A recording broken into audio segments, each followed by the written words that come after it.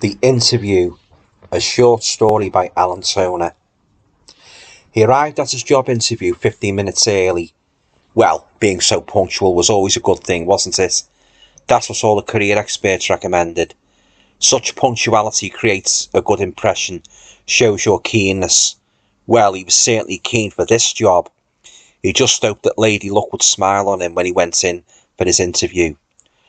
God, it's clammy in here, he thought, fidgeting in his seat uncomfortably as he reached into the inside pockets of his jacket and fished out a white tissue with which he dabbed his sweat-beaded forehead. And it wasn't even as if it was still summer, but it was now late September and getting rather nippy out. They must have extra strong heating in here, he thought. Ah well, if he did get the job, at least he wouldn't be shivering behind his desk when winter eventually did set in. He hated the cold weather. Slipping the tissue back in his pockets, he sat back in the wooden chair, which creaked sharply with the movement, and waited to be called into the interview room. Directly opposite him was a small, well-polished reception counter, behind which sat a pretty young blonde girl. The dark blue blouse she wore accentuated her shining yellow hair, which fell over her shoulders quite palatably. Making no attempt at any further conversation after having signed him in, she just sat there with her nose buried inside a thick, leather-bound book. The book looked to be quite old, as if it had come right out of an antiquarian bookshop. And it could have been his imagination, but he could have sworn that the book actually smelt its age too, as a faint musty odour seemed to assail his nostrils. He found it a little odd that such a young dolly bird should be reading such an ancient book that would have looked more at home in the hands of some tweed-jacketed professor than in the hands of some gorgeous 20-something. The book stood out like a sore thumb, so incongruous was it against the modern surroundings of the reception foyer. Now, if she had been reading a popular chick-lit paperback, well, that would have appeared more appropriate to her age. Still, some young people could occasionally surprise you with their rather unusual tastes in books. For instance, he once knew a young guy who loved reading works about old silent films. Flicking his gaze away from the book engrossed receptionist, he looked all around the visitors' area appraisingly. It was quite a big and spacious setup. Immaculate cream-coloured walls, a fancy plant in the middle of the floor, which was completely covered by a lush red carpet. This posh, imposing building was apparently quite an old one too, but you wouldn't have thought so, considering how shiningly modern and stylish it was. It reminded him of the kind of posh offices he often saw in American soap operas, like Dallas. The thought made him hope, with a touch of dark amusement, that whichever boss would be interviewing him did not share J.R. Ewing's dodgy business traits. The silence of the reception area was suddenly broken by a loud, short scream. Startled, he jolted sharply in his seat. The sound seemed to have come from behind a large door to his left, presumably the one that led into the main workplace. The scream was followed by an equally loud outburst of collective laughter. The waiting man threw a questioning glance across at the receptionist, who just calmly raised her head from her book. A knowing smile spread across her features. "Oh, it's all right," she assured, seeing how startled he was. "Don't worry, it's only our Lil having a bit of fun with her office pals. The Screamer, we call her. She's a real case, always full of devilment and cheekiness. She's just like an overgrown schoolgirl, a little over boisterous at times, I must admit, but still a generally likeable girl. If you're successful at your interview, you'll soon get used to her if the boss puts you on a section." He relaxed back in his seat and forced a brief smile at the receptionist. Yes, I'm sure I will." He did think, however, that he could manage to tolerate one rowdy woman, as long as it was just one, providing the pay was good, which it certainly was for this role. The clock on the wall ticked away. 2 o'clock was fast approaching. The time when he would be summoned into the interview room would soon be upon him. He was starting to feel the butterflies fluttering madly in his stomach. His mouth was as dry as sandpaper. Pre-interview nerves were always a bit of a problem with him, no matter how much of a self-confident image he would attempt to convey. However, on this occasion he seemed to be feeling just that little bit more nervous than usual. Well, he thought, let's hope these jitters should subside when I step inside that interview room and try to sell myself to the person who's going to interview me. I want this job badly, so I certainly am going to do my damn best to get it. Right on the dot of 2 p.m, the door of the interview room opened and a tall, dark-haired man of swarthy complexion and clad in a smart black suit stood framed in the doorway. The instant the man's eyes fell on the waiting candidate, his face lit up in a smile of greeting. "Mr. Taylor," the man said, strolling briskly towards the seated candidate and stretching out a hand of welcome. He generated a smell of exceptionally strong aftershave all over the reception area as he approached. Taylor reciprocated the smile as he rose. "Yes, hi." As he shook his host's proffered hand, he winced a little at how strong his grip was. It was more like shaking hands with the Incredible Hulk than with an ordinary office boss. "Very nice to meet you, Mr. Taylor," the smart-suited man said. "I'm Nicholas, the manager of this grand old company. Thank you for coming." He broke off the handshake, much to Taylor's relief, as he thought his fingers were going to be crushed, and, with the same hand, waved back at the open door. "The interview will be held in my office there. Would you like to follow me?" "Sure." As Taylor walked behind the manager, the receptionist glanced up at him and flashed him an encouraging smile. "Good luck," she said. Taylor smiled back at her. "Thanks." Inside the small office, Nicholas closed the door and waved a hand at a small wooden chair that stood in front of a well-burnished desk. "Please, have a seat, Mr. Taylor." "Cheers." Nicholas walked around the desk and eased his frame into a large, black leather armchair that faced Taylor's seat. The chair squeaked sharply as the manager got comfortable in preparation for the interview. On the desk in front of him lay the candidate's CV, which he took a few seconds to peruse before looking up at Taylor to commence the proceedings. "Right then, Mr. Taylor," Nicholas said. "Let us begin, shall we?" "Okay." "Oh, please feel free to help yourself to a glass of water if you need it." He waved to a small bottle and glass which lay on the desk in front of Taylor. Taylor smiled gratefully. "Thank you." "Right, here we go then," Nicholas said. He took another look down at Taylor's CV. I see you have quite a good record of steady employment. No gap-smacking of serial job hopping." He smiled approvingly as he looked back up at Taylor. "I like that in a candidate." Taylor, flattered, smiled. "Thank you." If it was hot outside the reception area, Taylor thought, then it felt even hotter in here. In his tightly buttoned-up collar and tie, plus his clinging suit, he was starting to feel quite sweaty and uncomfortable, and he'd barely been in the room for more than a minute. God, was their central heating strong. He hoped the interview wouldn't last too long before he started to virtually melt.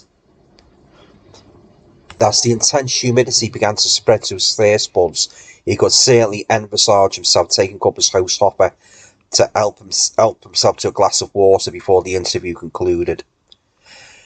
"I see that the last job you had was of the longest duration," Nicholas went on. Taylor nodded. "That's right." Nicholas then sat back in his seat, his deep brown eyes staring, interrogatively, probingly at his candidate. "So why did you decide to leave after being there for so long?" Feeling slightly uneasy at the manager's penetrating stare, a stare that felt just as intense as the man's vice-like handshake earlier, Taylor swallowed hard and did his best not to show even the slightest sign of nerves as he prepared to give a straight, honest answer. "Well," he began, "I just decided that after being there all those years, it was time for a change of scenery. The company had been hit badly by the recession, staff levels were being drastically cut, new policies and changes were being introduced, which I did not agree with, and all this upheaval was rushed through often without the universal consent of the staff. A lot of people were being hurt. This generated a lot of bitterness and unrest in the workplace. I started to hate what was happening in a company that, hitherto, I had grown to love so much, and one that I had become so proud to work for." Taylor shrugged dismissively. "In short, I just about had enough, and so decided the only thing to do was to get out." "So in other words, you jumped before you were pushed?" A kind of taunting smirk played about the corners of Nicholas's thin lips. This irritated Taylor quite sharply, and he rushed to defend his decision. "Oh, no, I wouldn't say that," he said. "On the contrary, senior management often assured me that my job was safe, and that I had always been a well-valued member of the company, and, as such, always would be." "All the more reason to have stood your ground, then," Nicholas said.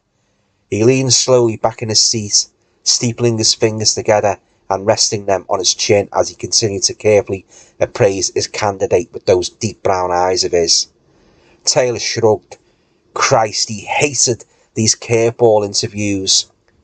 Well, I suppose I could have done, but as I said, I didn't like the path the company was going down. At the end of the day, there's no point in staying in a place where you become increasingly unhappy and restless. Indeed not. Nicholas parted his steeple fingers from his chin and leaned forward in his seat. He folded his arms and rested them on the desk. So then, he said, what made you apply for this job? Well, I believe all my previous experience in this line of work, coupled with my keen interest in the role and strong ambition to progress in my career, would prove highly useful to your company. Deep down inside, Taylor knew all too well that this answer was one of the most cliched ones any job seeker could give. Overly rehearsed, robotic even. But despite that, if his answer got him the job, then who the hell cared? I see, Nicholas smiled. Was that a smile to indicate the manager's satisfaction with Taylor's answer, or was it just a smile of cynicism at that cliched answer? And how much do you know about our company, Mr. Taylor? Well, I do know that you have a bloody powerful central heating system in here, Taylor thought, as he felt the sweat starting to pour more profusely from his pores. God, there was no need to have the bloody thing turned up as high as this. Were they all ultra-nesh in this place, or what? Trying to remove his concentration away from the oppressive heat and focus it exclusively on conducting a satisfactory, hopefully fruitful interview, Taylor cleared his throat and said, Well, I noted from your website that a sudden loud ringing sound, an ear-piercing ringing sound that emitted from Nicholas's inside jacket pockets cut Taylor's words short, and just as he'd done outside in reception when he'd been startled by the screaming commotion belting out from the main office, he jumped in his seat. Christ, he thought, why was everything so abnormally and irritatingly loud and hot in this place? Excuse me, Nicholas said, raising one hand to stay his candidate while he reached into his jacket pocket with the other. He fished out a large, shiny red mobile phone and pressed the answer button. Hello, Nicholas here. How may I help? A few seconds passed as Nicholas relaxed back in his seat and listened to the caller, nodding every now and then as he did so. Yes? Yes? Okay. Right? Then he flicked his eyes up at Taylor. Yes, he's here with me, right now. He's just arrived for his interview. A wide smile slowly spread across Nicholas's features. It was a smile that Taylor did not much like, for it did not seem to reach the manager's eyes, and even made him feel a little, uncomfortable. But Nicholas's next words, punctuated by a low but grating chuckle, sent Taylor's odd feeling of unease rising to an even higher level. Don't worry, I'll take care of him. The way Nicholas said it and the way he chuckled, he sounded like a hitman about to take care of a potential victim. Christ, why am I even thinking along those lines? Taylor inwardly scolded himself. Ridiculous. Nicholas was just an ordinary office boss holding an ordinary job interview. Even so, there was no denying that the man's behaviour was becoming stranger and stranger, and Taylor could not help being more than a little troubled by that. Nicholas finished talking on the phone and slipped it back into his inside pocket. He noticed Taylor's quizzical stare and hastened to elaborate. You may well look as if you don't know what on earth is going on here, Mr. Taylor, Nicholas said. Well, under the circumstances, that is perfectly natural. I don't know what you mean. Taylor was now becoming more and more puzzled, flustered, and this prompted Nicholas to raise a calming hand. Please, Mr. Taylor, try to relax. Everything is under control now. You are here with us, where you belong. Everything is going to be just fine now. You'll see. See what? Taylor's mind was now starting to race like mad. Everything was beginning to take on a rather unreal quality. He was starting to feel a little dizzy, a little sick. And for some strange reason, he felt that he was no longer being assessed for an ordinary office job, but for something more, something more ominous, something very unsavoury even. Oh, and if you're wondering who that was just on the phone, Nicholas said, that was the man upstairs, as we like to call him in our jolly little company here. Taylor could almost see Nicholas's capitalised description of the man upstairs in his mind. Such was the appreciable sense of importance and, what else, honour that the manager seemed to put on the identified caller. Was the man upstairs the managing director? Taylor wondered, but then he dismissed the possibility. No, he couldn't be. Nicholas himself was the managing director, as he'd made clear at the beginning of the interview. So who? You didn't fit in up there, did you, Mr. Taylor? Nicholas said, those searching brown eyes staring so deeply into Taylor's own that he, Taylor, almost felt as if they were boring deep down into his very soul. And those penetrating pupils seemed to be getting as unbearably discomforting as the ever-increasing heat was getting in here. Taylor slowly slipped a hand, a visibly trembling hand, into the breast pocket of his jacket for a handkerchief to dab away the beads of perspiration from his brow. But it wasn't just his forehead that needed cooling down, for his whole body had now become so hot and sticky that it would have gladly welcomed a nice cold shower. The combination of the intense heat and the strange swirling fogginess that had now completely engulfed Taylor's brain made him feel as if he was going to pass out at any moment. Though Nicholas's authoritative, so irritatingly authoritative, voice was now sounding more and more distant, Taylor could still just about register every single word the manager uttered. Then Taylor heard another sound, that of the door being opened with a harsh creak. As he flung his blurred gaze in that direction, he discerned a form framed in the doorway, the form of a woman, and a damned attractive woman at that. Long raven black hair, a well-chiselled face, a curvaceous figure whose curves were stunningly accentuated by the tight red dress she wore. She looked as if he had just emerged from a disco rather than from an outer office. Nicholas's face instantly lit up as he watched this luscious lady walk slowly into the room, her high heels giving her gait a rather sultry appeal. "Ah, Lil, nice to see you," Nicholas said, grinning at the dark-haired beauty like some pathetic Cheshire cat. "I'm glad you popped in, as I have a nice little surprise for you." The instant Taylor heard the name Lil, it triggered in his memory what the receptionist had told him before, just after he'd been startled by the commotion coming from inside the main workplace. Lil, the devilish and cheeky screamer. So this must be her, the office clown, the overgrown boisterous schoolgirl. And, Christ, she was certainly sexy with it too, Taylor thought approvingly. The one's eyebrows arched questioningly. "Oh really? A surprise for me?" "That's right," Nicholas nodded. He waved a hand at the man sitting across the desk from him. "And here he is." Mouth gaping open in utter incomprehension, Taylor flicked his wide-eyed stare from the woman to Nicholas and back to the woman again. All this was getting weirder and weirder by the second. He no longer felt as if he were attending a simple job interview. He felt more like he was being made the victim of some strange, silly joke concocted by God knows who. It all just seemed like one big crazy dream. If it was, he just hoped he would wake up from it any second now, before it got even crazier. "Mr. Taylor, meet my trusty assistant, Lil," Nicholas said, waving an introductory hand at the woman, who was now smiling as widely and delightedly as her boss was. Then he did the same introductory gesture at Taylor. "Lil, meet Mr. Taylor, our new recruit." New recruit? Taylor wondered in surprise. Did that mean Nicholas had decided to give the job to Taylor there and then? "Very pleased to make your acquaintance, Mr. Taylor," the woman said, her big green eyes glinting approvingly as she flicked them up and down the smart-suited candidate's form. "We've been waiting for you." As she stepped slowly towards him, Taylor felt a heavy fragrant odour aside his nostrils, suggesting that she was wearing some kind of powerful, expensive perfume. "So, Lil," Nicholas said, leaning back in his seat and clasping his hands behind his head, "are you ready for him now?" Lil looked at her boss and nodded slowly, her luscious red lips curving into a smile of intent. "Oh, yes," she said, in a tone barely above a whisper. "We're ready for him, all right." Nicholas smiled. "Good." Taylor, eyes darting madly from the face of Nicholas to the face of his rather vampish assistant, couldn't stand any more of this crazy and extremely unsettling game any longer. "Look," he began, raising his voice to emphasise the concern. "I don't know what's going on here, Mr. Nicholas, but I'd like an explanation." Nicholas's eyebrows shot up. "Oh, so you want an explanation, do you, Mr. Taylor?" Then he shot a knowing, somewhat mischievous smile at his female assistant, who gave the same kind of smile back, conveying the impression to Taylor that both were sharing some secret joke about him. The air of dark conspiracy seemed to be pouring out of both of them like an almost palpable thing.